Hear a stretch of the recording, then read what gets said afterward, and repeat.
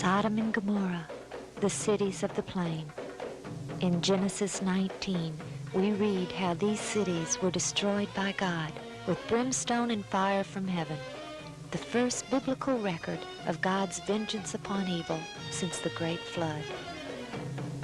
My husband, biblical archaeologist Ron Wyatt, never planned to search for these cities, but in 1989, while working on another project, he was suddenly impressed to stop and examine some odd-shaped, whitish-colored formations along the western shore of the Dead Sea.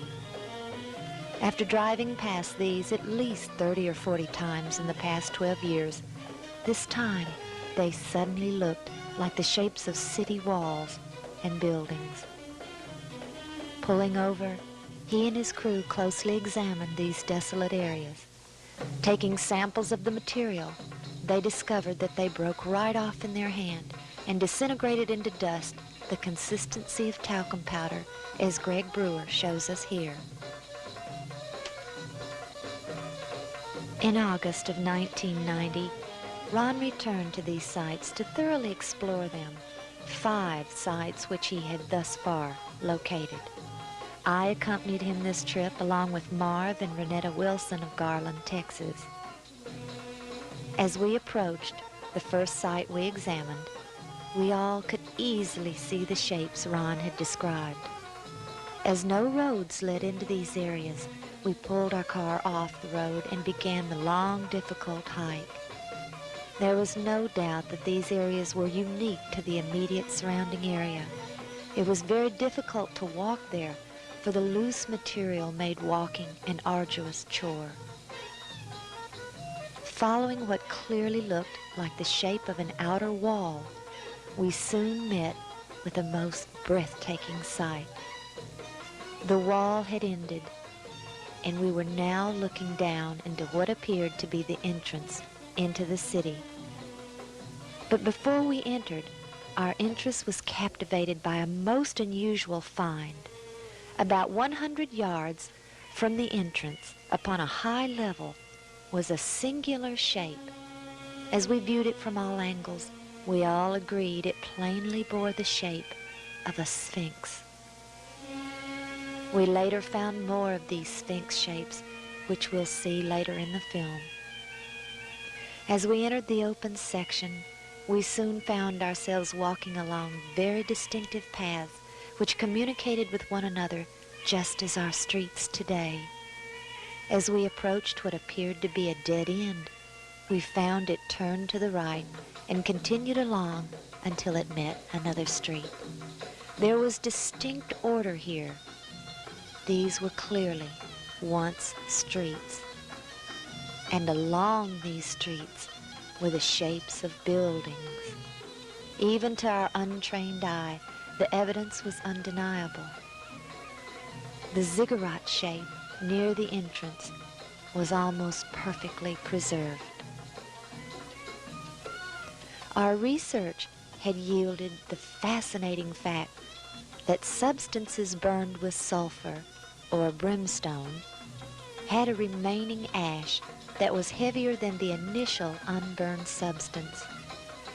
That explained our question as to why the ash of these cities had been able to remain all these 3,900 years.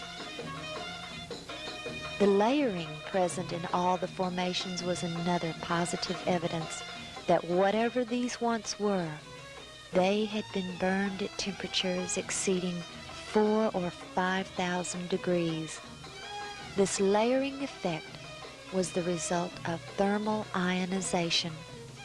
Whenever a substance is burned at extremely high temperatures, the ions of the various substances being burned attract and repel, distorting the flame.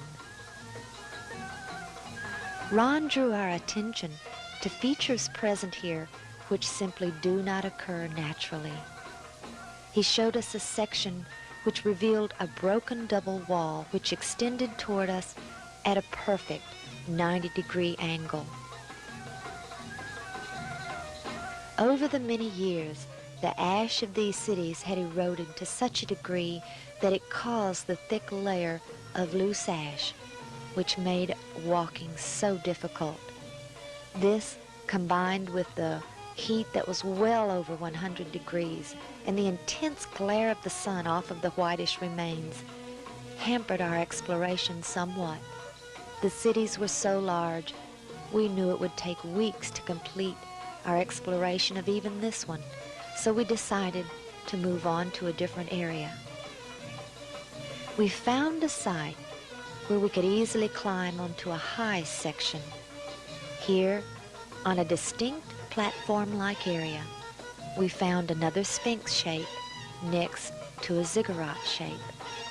Climbing this ziggurat, we found we could view the remains from a very good angle.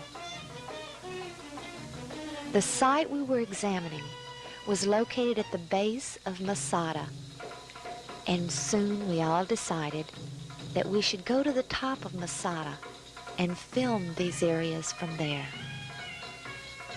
As we took the cable car to the top, the view was breathtaking. The shape of the city was perfectly revealed below us. Here we saw a giant platform-like area, perfectly symmetrical, which was identical to the temple areas of other ancient cities, such as the biblical Shushan or Susa, located in present-day Iran. Then we saw the raised section which we had climbed upon earlier, with the sphinx shape and the ziggurat. We were all convinced, but we also knew there had to be more evidence than this to convince others. We returned home, and we all began to pray. If these areas were indeed the ashen remains of the cities of the plain, Ron felt sure that God had preserved something which would confirm these sites beyond a shadow of a doubt. A few months later, in October of 1990, he returned. This time, he took Richard Reeves of Matthews, North Carolina. They drove out to this same site and discovered it had just rained, a very rare occurrence in this area which receives less than 2 inches of rain annually. The rain had washed away the loose ash. Ron began his research by using the molecular frequency generator to test for the presence of any metals. Setting the frequency for gold, he got a positive reading. Yet all they were able to find, we later learned from the lab test, was gold salts, the byproduct of vaporized gold. Then Richard saw what looked like a cave, and he and Ron went over to get a closer look. Realizing the danger of it perhaps caving in on them, they decided against entering it. But as they had approached the cave, Ron noticed a very large chunk that had freshly fallen from a high section, probably due to the rain. As he examined this fallen section, he found the evidence we had all prayed for. All through the fallen ash, like berries in a muffin, were reddish-colored rings surrounding yellow balls of sulfur. Looking around, they saw that these rings were everywhere. We have no doubt that our prayers were answered, for it was only when the rain had washed away the loose ash which clung to everything that these became visible.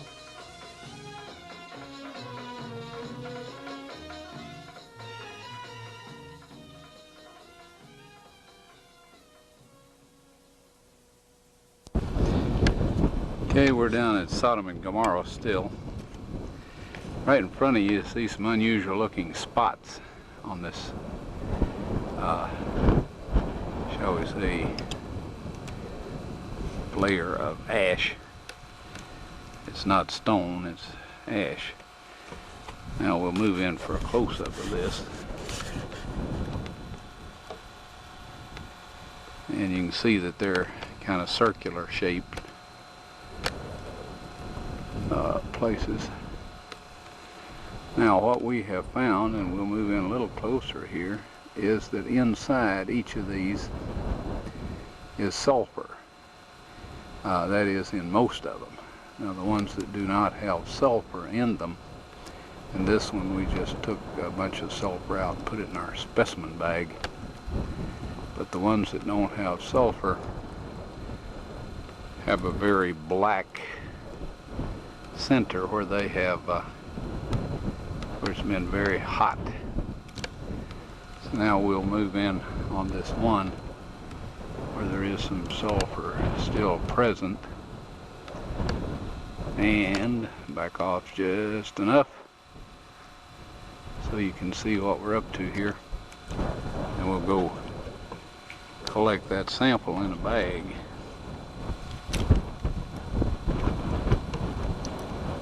Before I started using this knife, it was very, very sharp.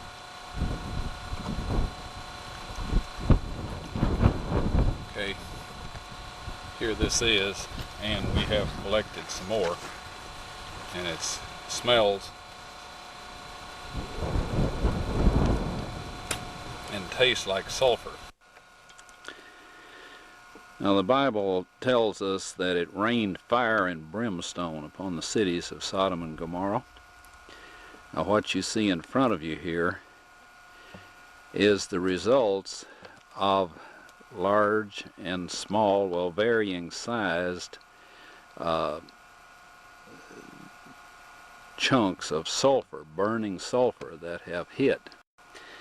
And what we find here is that God rained this burning sulfur down upon this city, and rain is a perfect description of it. It landed just in the pattern that rain would fall, and the stuff, of course, the accumulative heat of all of this upon the city set the entire thing ablaze.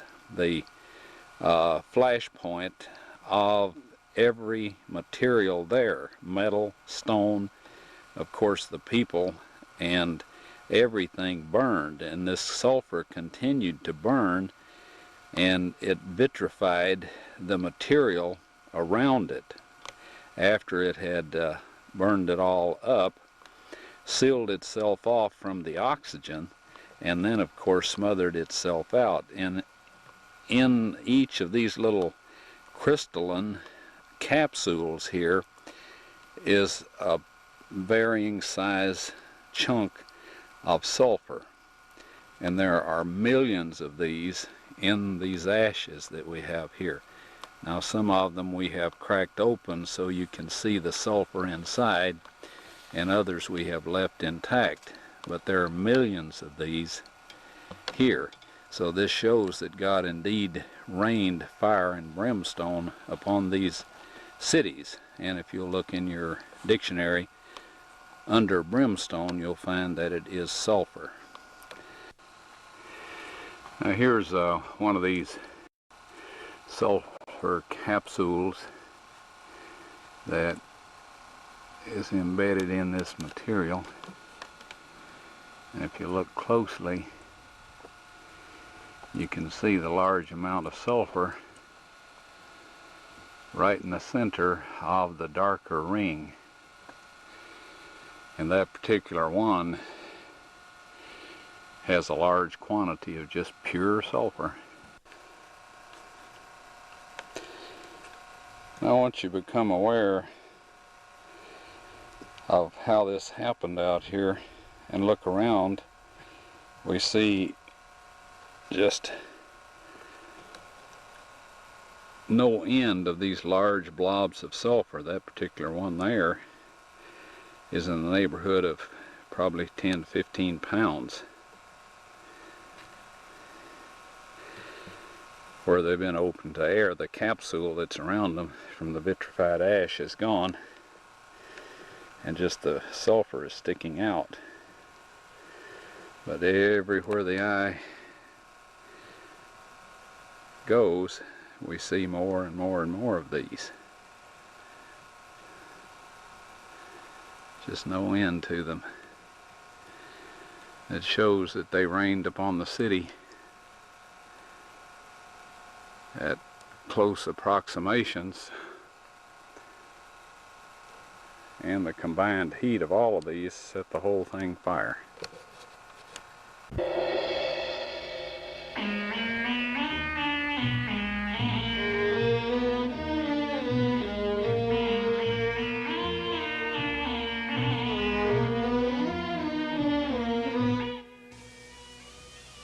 As soon as he got home from that trip, Ron took several of the samples to Galbraith Labs near Knoxville, Tennessee.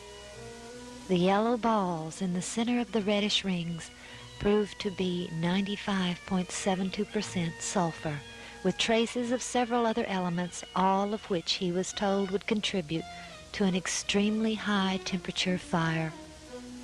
When Ron asked them if they could perform a BTU test to determine the degree of heat this would give off, he was told that they couldn't because it would damage their stainless steel testing chamber. The material surrounding the encapsulated sulfur was also tested and proved to be ash. At home, we did our own small test and burned some of the sulfur in a spoon. The purplish flame is indicative of the intense heat, which prohibited our holding the spoon as it burned. We later discovered our spoon had holes in it from the fire. Then, we placed a small piece of the outer material also in the spoon and attempted to burn it, but it wouldn't burn at all. It didn't even darken.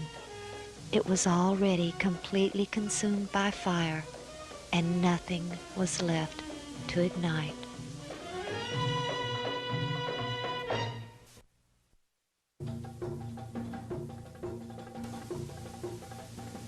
Sodom and Gomarrah, Admah and Zeboim, and Bela, or Zor. We've seen some of the evidence, but now where are these sites located? The one we have just been in is located here, just below Masada, in a plain bordering the Dead Sea. The largest site is located here, behind the largest rock salt mountain in the world, Mount Sodom. Looking at a satellite photo of the area, the squarish shape of the city can be seen. This one too rested on the plain, with one side nestled to the impassable mountains to the west. The smallest one can be seen here.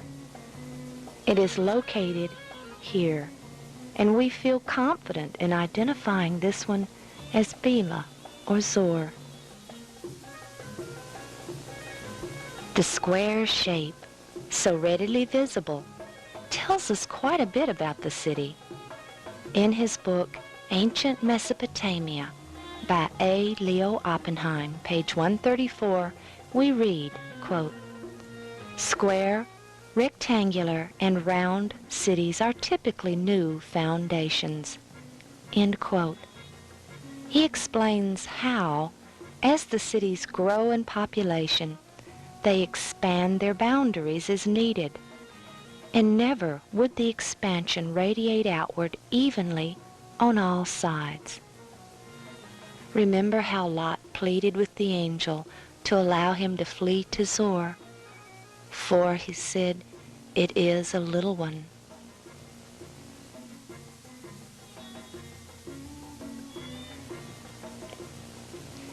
If this is Zor, we feel equally confident in calling this site behind Mount Sodom, Sodom. We also must note the great salt mountain interposes between these two sites. If the salt pillar of Lot's wife still stands, we believe it would be in this area. The site below Masada is the second largest site and the best preserved. We believe this would have been Gomarrah. Now, to find the next site, we must go north to the tip of the Dead Sea.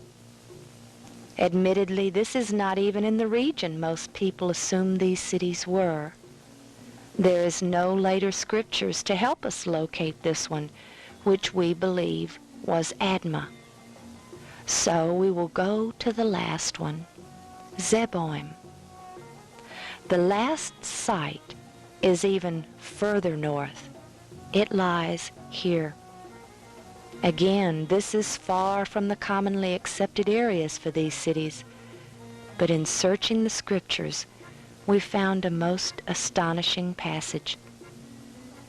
In 1 Samuel, chapter 13, verses 16 through 18, we read how the Philistines set up camp in Michmash. Dividing into 3 companies, one went north unto the way that leadeth to Ophrah. One went west, the way to Beth-horon, while the 3rd went east, the way of the border that looketh to the valley of Zeboim, towards the wilderness. Even though it had been hundreds of years since its destruction, the name of Zeboim still remained. It was common for new cities or new areas to receive the name of an old destroyed one in the area, such as the 3 Jerichos which span over 3,000 years.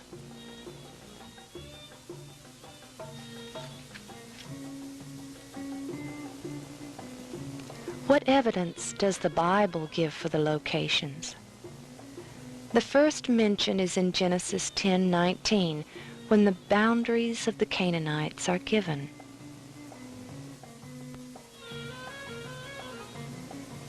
And the border of the Canaanites was from Sidon, as thou comest to Gerar, unto Gaza, as thou goest, unto Sodom, and Gomarrah, and Admah, and Zeboim, even unto Lasha, or Laish, which later was known as Dan.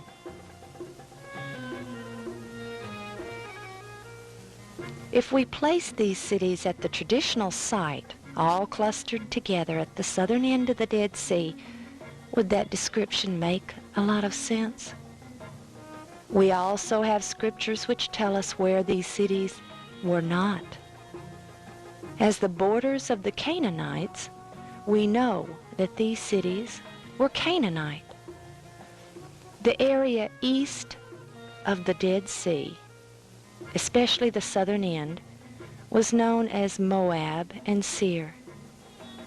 In Deuteronomy 2, verses 9 through 12, the Lord was telling Moses not to distress the people of Moab or Seir, and he tells him who dwelt there in the past. The people were called Emims, who were giants, and Horims, but they were not Canaanites. Now, what about the idea that these cities are under the Dead Sea? Again, the Bible tells us clearly.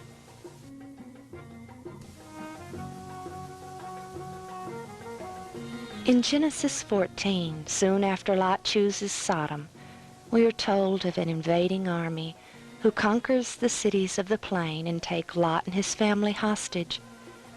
These invaders come around from the south, and the king of the cities of the plain come out to meet them in battle in the Vale of Sodom. Now, where is this vale? The Salt Sea. This area was a valley, and it was full of slime pits, and the kings of the cities lost the battle there. The cities were located in the plain, but they were not located in this valley, because verse 8 tells us that the kings went out, and this implies from their cities to battle.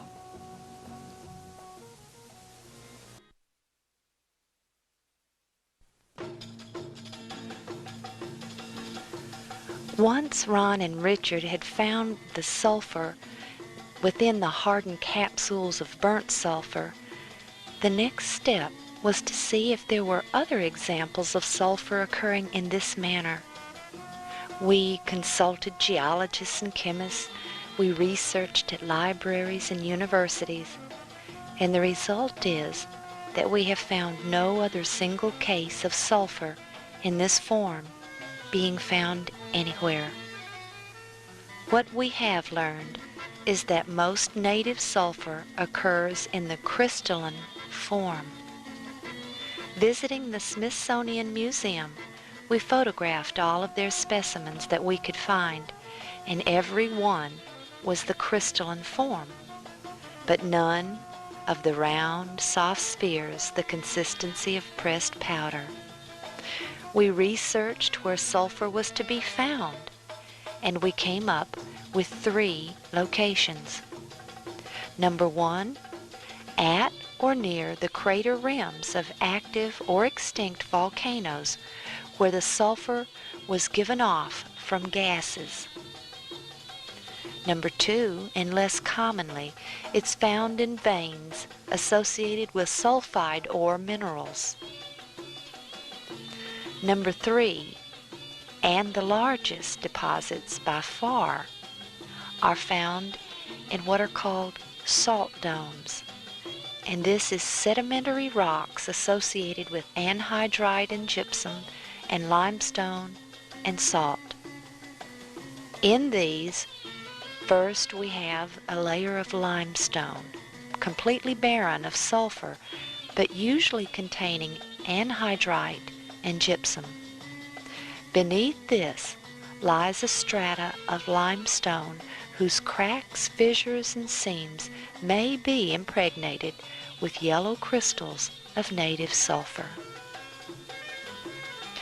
We cannot overlook the fact that Mount Sodom is a salt dome and may contain native sulfur in its crystalline form. But this does not in any way explain these round sulfur balls in all of this ash. As tempting as it may be to speculate on how God accomplished the destruction of these cities, we will refrain from doing so. The final point we came up with is that we simply find no other instance anywhere of round, pressed powder consistency balls of sulfur surrounded by hardened capsules of burnt sulfur embedded deeply in pure ash anywhere. We don't find them anywhere.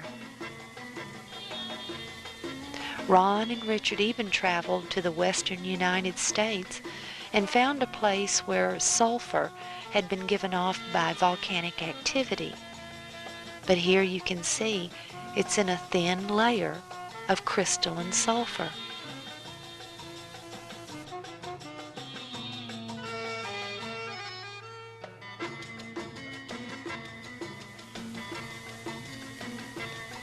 The shape of the buildings and city walls was also a subject of our investigation. After all, was it possible that these were just unique, yet still natural? We drove from one end of the Dead Sea to the other many times. The areas before and after these sites were clearly different from them. We stopped to closely examine some of these and found them to simply be solid rock. They also lacked the distinct boundaries we found in the cities and displayed no shapes of structure.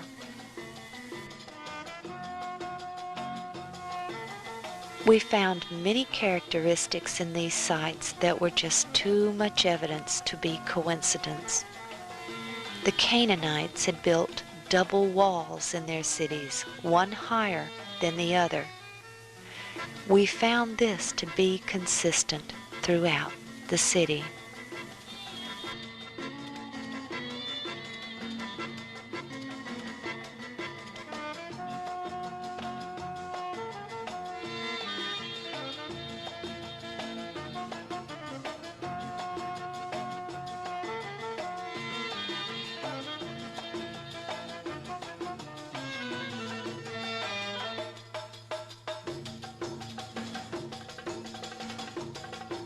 We also found numerous raised platform areas which had only 1 or 2 structures on them, and this was consistent with temple and worship areas.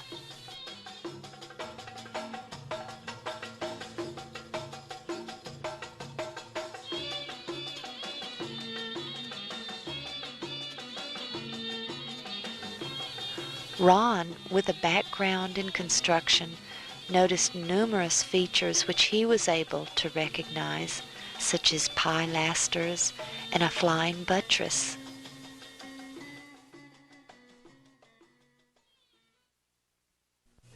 It's difficult for some people to visualize what a walled city looks like. There just aren't many examples around today. This photograph of Jerusalem back in the 1800s will at least give you an idea of how these looked. There's a distinct beginning to these cities, which is the wall around them. One of the first things people notice when we visit this site is that there is a distinct beginning. You drive along and see barren plain, then suddenly there it is. It looks like a wall with inside structures extending above the wall in a few places.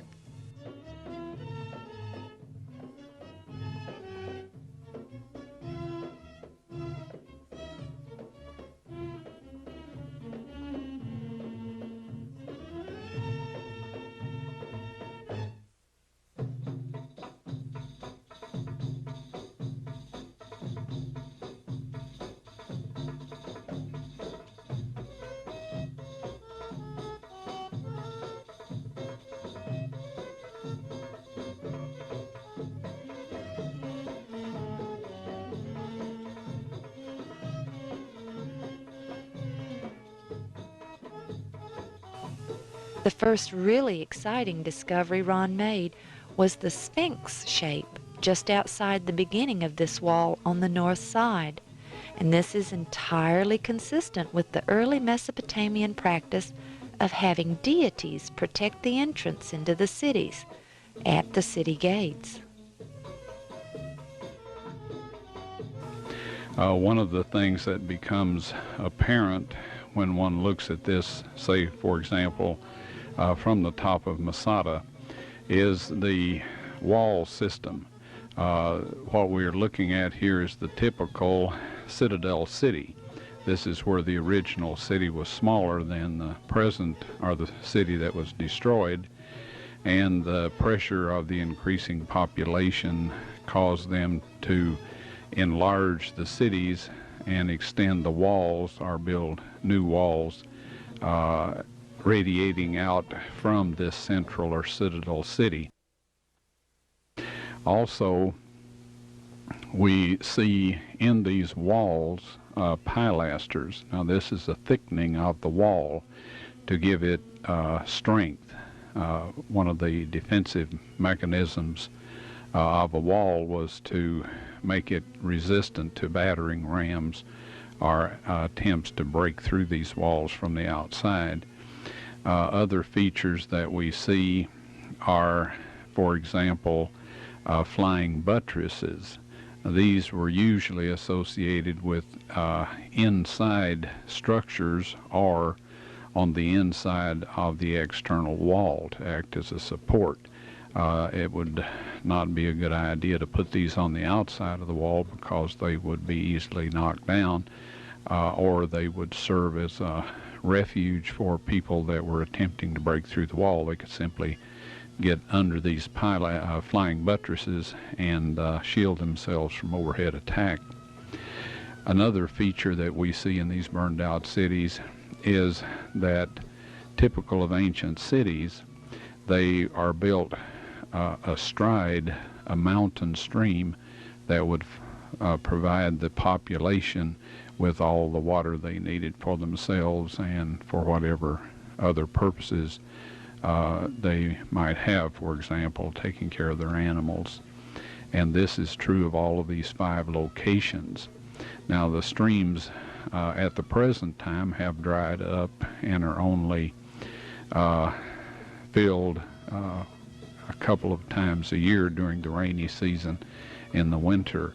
But back during this time, we're told that this entire valley here was like the Garden of the Lord, or like the Garden of Eden, so it was obviously very well watered and very fertile before it was destroyed by this fire and brimstone. Now, what we will show you here in fairly rapid succession are a series of restorations of sections and features of these cities that from research and from the remains that we see here will give you an idea of what these looked like before they were destroyed by fire.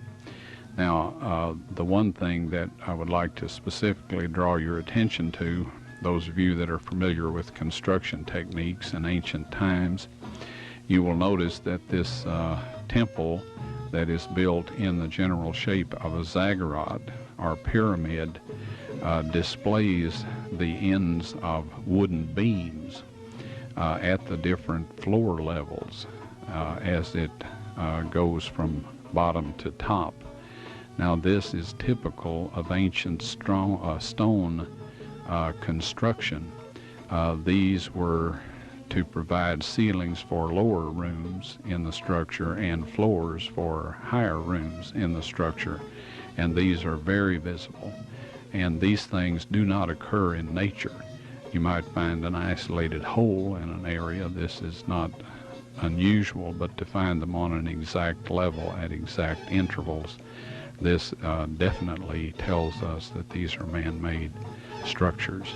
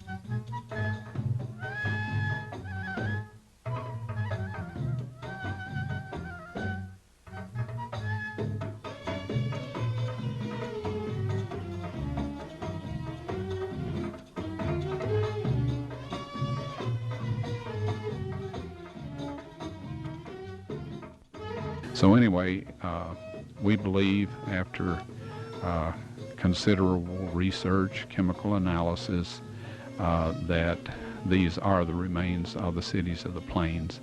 They have all of the structures associated with ancient cities. They have the ramparts above the cities, the jagged tooth defect, providing a place for people to hide behind the top of the wall and yet be able to fire arrows down at the enemy. And anyway, we see most all of the recognizable features of ancient cities. We also see windows. We also see rooms that have been preserved in the ash. It's dangerous to go into these and examine them very carefully, but these are all indications of a city that was burned by fire, exactly as was described in the book of Genesis.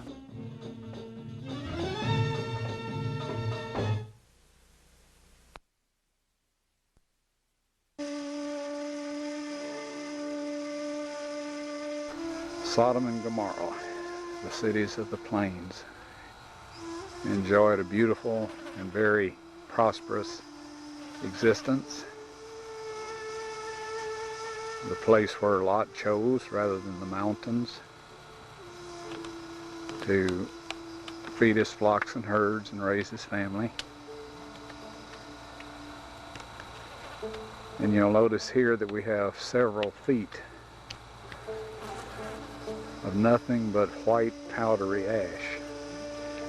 Ash that's only produced when material is burned at degree temperatures exceeding 2,000 degrees Fahrenheit. This stuff crumbles to powder in your hand, sticks to your clothes. It's just pure ash. In Jude, we're told that they're an example of what will happen to the wicked, even the angels. And of course, in Ezekiel 28, God tells Satan that he will be reduced to ashes upon the earth. And Malachi 4 tells us that the righteous shall tread upon the wicked, for they shall be ashes under the soles of their feet. All that is left of the stones, the wood, the people, the animals, everything that was in Sodom and Gomorrah. You recall that when the fire of God burned the offering on Mount Carmel, when Elijah called the priests of Baal to account, it says that it burned the offering, the stones, and licked up the water out of the trough. So no one will ever find any archaeological remains of the cities of the plain other than these ashes. And friends, if we defy God's kind and merciful entreaty to come to Him and be saved and be renewed and forgiven, we will end up in exactly this condition, because the Word of God tells us so, and God says that He is the Lord. He changes not, neither does He alter the thing that has gone out of His lips.